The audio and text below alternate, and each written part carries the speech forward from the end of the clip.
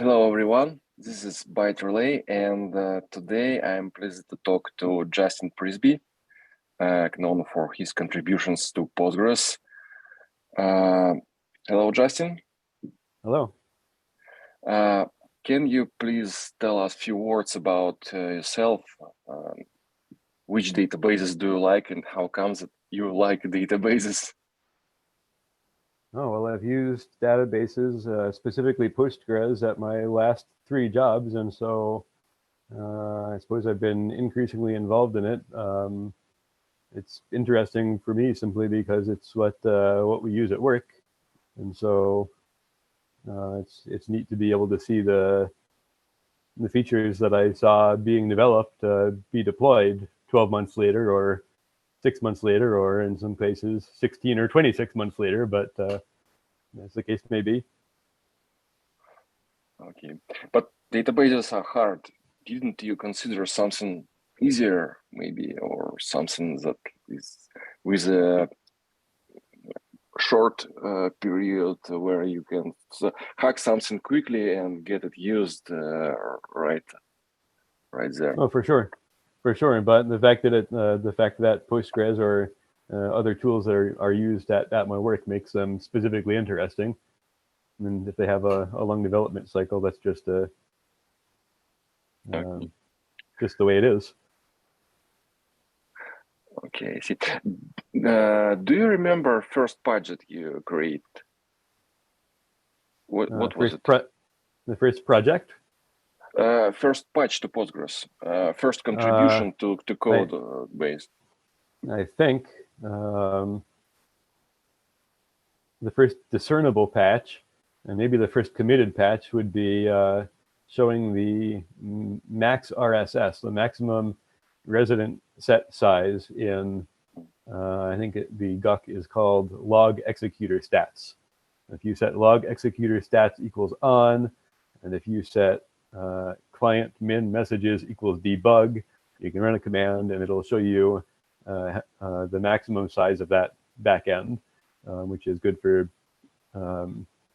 tracking down memory leaks. It's not a very refined way to do things, but it's a way to do things, which is better than not having the way. And so that was, I don't know if that was more than a dozen lines, and I don't think my original lines even really survived. I think Peter may have committed that patch 5 years or so ago. I see. And how do you think, was it difficult to get your first patch committed, or was it straightforward for you? I don't know if straightforward is the right word, but it was a simple enough patch, and I think there was buy-in for it. I seem to recall a few people liked the ideas, and it's a certain enough thing that there's only so many different variations on how you can write the printf code that even if I submitted a way that the committers didn't like the exact line of code, there's only so many back and forths that you can have about it before somebody says, okay, I committed something based on your patch. Yeah. So you basically saw a problem and just solved it.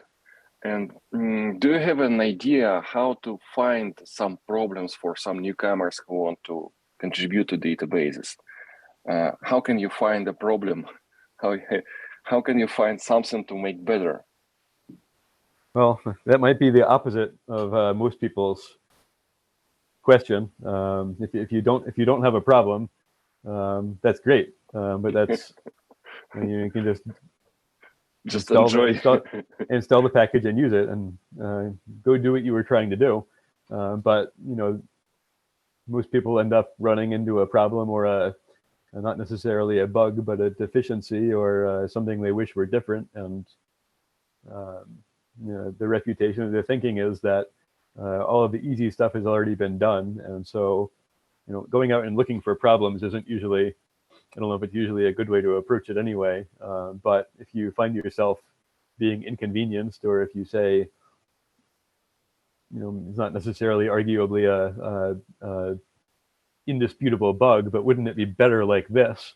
And is that a reasonable change to make, or is that going to break 3 decades worth of other people's expectations or compatibility. Well, once you're into something, once you, and especially if you're a little bit integrated and familiar with the community and their processes or their style or expectations or whatever else, then especially if you can start small and get some buy-in into the intent of the idea,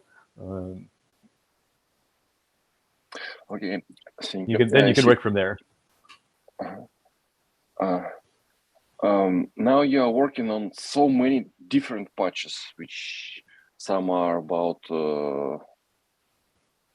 I know, maybe I saw you in tens of threads in PGSQL Hackers in last month.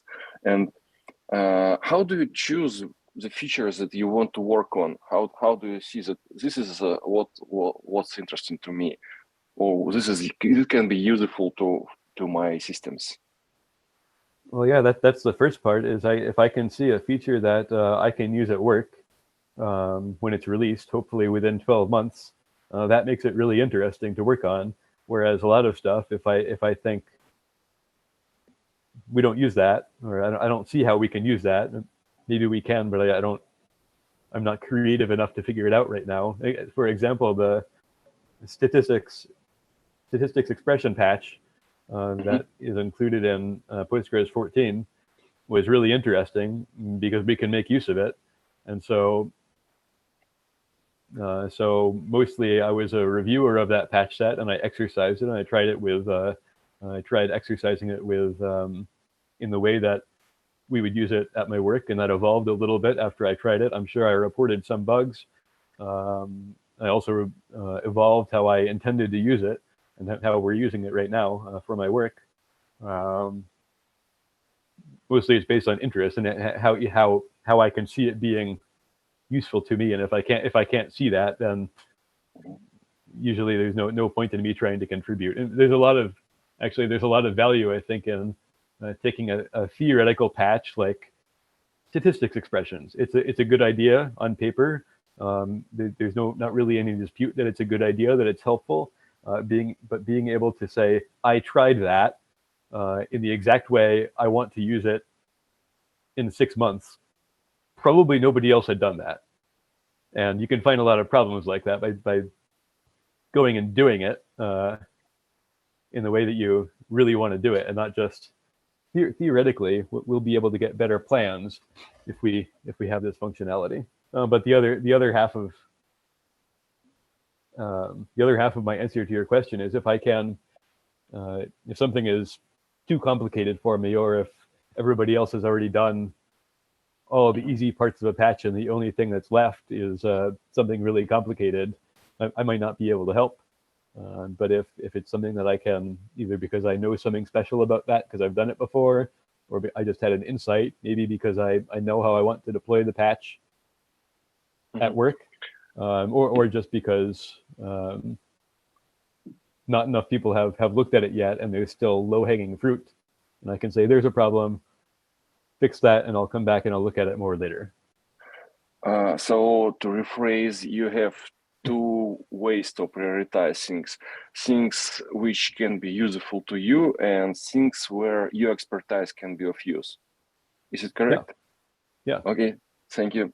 Sounds like a good plan. Okay, let's move on. And Postgres is developed and it's becoming more and more advanced. And what features do you anticipate? What features do you wait for? What features do you think will be important in next 10 years or 20 years, something like that? Well, I don't know about you. I can't plan 20 years ahead, and I probably can't plan 10 years ahead either. I hope it doesn't take that long, but I'd be real interested in seeing more accessible table access methods. Mm-hmm.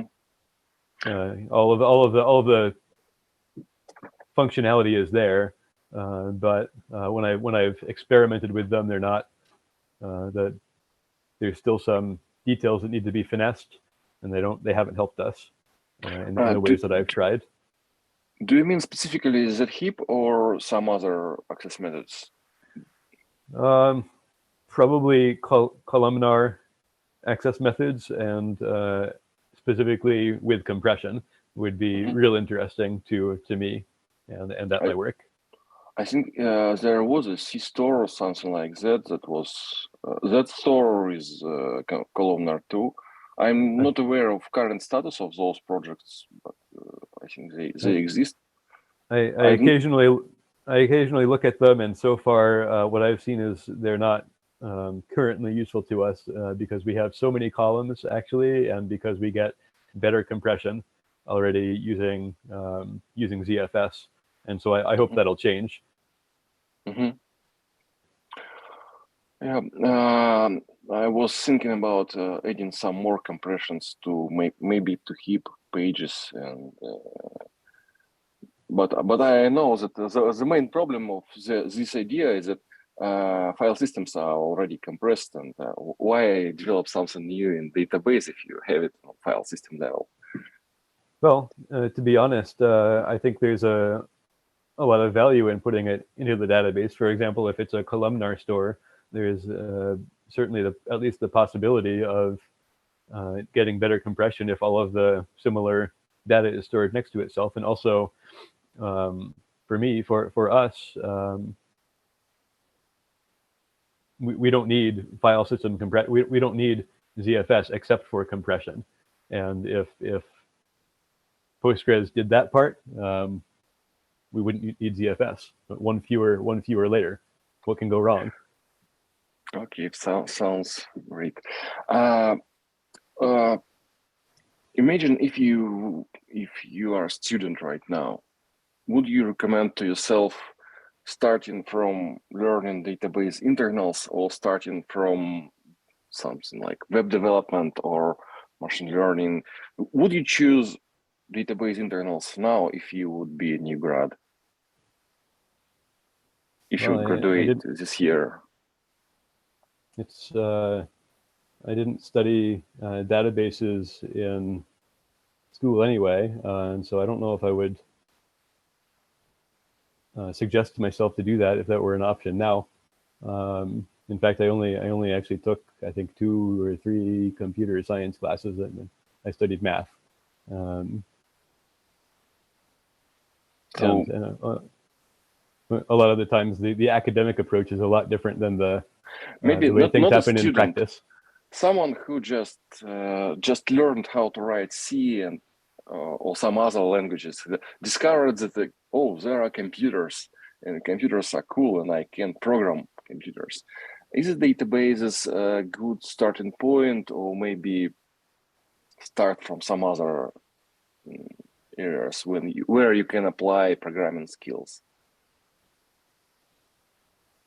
I imagine my suggestion to that person would be to start and learn and to become more fluent in the mechanics of programming, and then progress to in whatever application is interesting to them, databases or otherwise, and then to progress to other things, maybe from databases, maybe to databases, mostly based on their personal interest.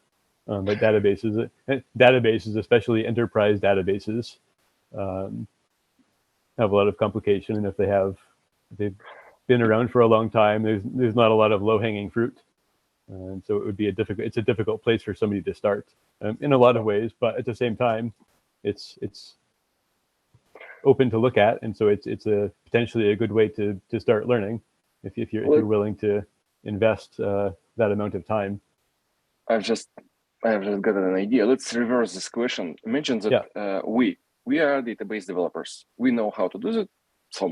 At some level, we understand how databases are developed, and let's imagine that for us it's a starting point, because it is for us. Where should we go? How can we learn? How can we develop ourselves? Where should we go now? Just keep doing what we are doing, and that's just totally fine.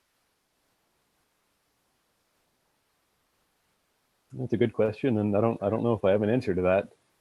It just came to me right now, so I even have no idea how to think about it.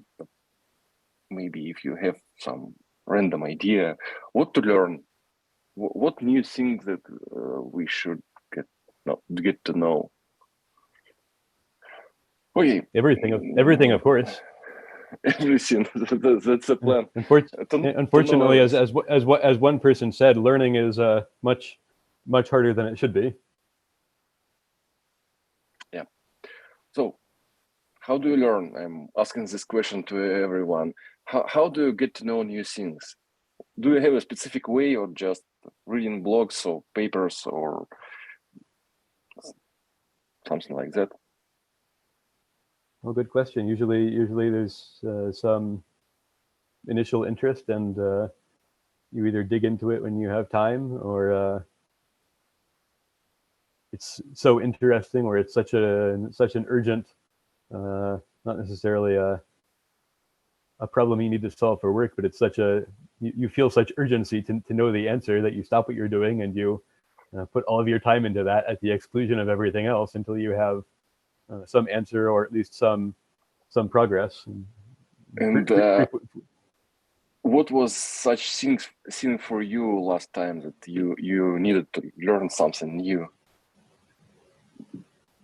Oh, an example? That's hard. Anything, just maybe it was something about cooking, or something about ships, or something about cosmic rays, or I don't know, anything, just something. I don't have an example handy. Probably something completely mundane that involves spending 5 minutes on Wikipedia. There, now I know the answer, but I'm not sure what that was. Mm-hmm. Okay, so Wikipedia is a great source of learning. Anyway, I accept this as an answer. It's a great first stop, at least. Yeah, it's a great way to discover that human knowledge is very diverse, and yeah, there is a lot of stuff you can learn from absolutely random categories. And last question that I wanted to ask you, can you recommend some entry point in tool or extension or something around the Postgres where a new contributor can start doing something useful? Something simple enough to just find the problem, because Postgres core it seems perfect when you start to work with it. There are things that are not even close to perfect. Where to start? Looking for problems. Oh. Well, I would say the same thing again. If you look for problems, it sounds backwards to me. But if you really know that you want to start with something that's broken, you can follow the development list, or you can follow. That's almost all that I look at. But you can follow that, and there's problem reports all the time. The bugs list too. Yeah. Any crash is guaranteed to be a problem. There's just no dispute about that. And so, usually there's plenty of people that hop onto those bug reports and help the person to track that down. But at the same time, it happens often enough. Somebody reports a crash, and they can't reproduce it, and they can say, I typed these 5 commands and it crashed, and now it doesn't crash anymore. And sometimes somebody who's has time to spare and who wants to be involved can take those commands and figure out what was missing. Why can't they reproduce that problem? In bugs list, most of bug traces of crashes comes with patch, and usually it's already solved by someone who is reporting a problem. And just sometimes yes, sometimes no. Yeah. I was thinking of a recent bug report for Postgres 15 that I don't think it's been resolved yet, but I think the initial bug report didn't have that much information, and it took a few back and forths, and I think now it's a reproducible problem, so I'm assuming the fix will be forthcoming. But that's a case where somebody might have hopped in and said, I spent all of last night on this, and I finally reproduced the problem. Maybe that wouldn't be a good use of their time, but you can find things that are interesting to you. Crashes are, in some ways, kind of really interesting, depending on your preferences, and you can start with those kinds of things. Makes sense. Reproducing given bugs like crashes, or for example, in one case, somebody reported, I think it was bad results from a B tree index scan, and they didn't provide a reproducing case, and I think they said it's proprietary. I can't give you our table, and I can't give you the query. And I asked a couple of questions, and I was able to come up with a reproducer for it. Here's how to generate a table, and here's how to create the index, and here's a query that sometimes returns 15 rows and sometimes returns 13 rows, and that just can't be okay. Yeah, sounds scary and interesting. And so I didn't have much of an idea what was going on, but once there was a query that was returning inconsistent results, somebody else hopped in and said, "Oh yeah, the proposed fix is definitely a step forward. I committed it now, and it fixes the problem." So I was involved there just as a facilitator. Okay, so that was all questions that I was going to ask. If you want to add something. Should I ask questions of you? Yeah, I have no idea. If you have questions, I surely can answer. I'll try to answer. What about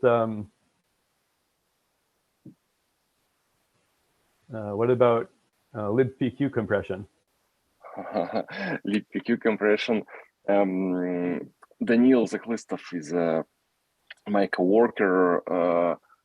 He is usually sitting on next table, but he's working on this.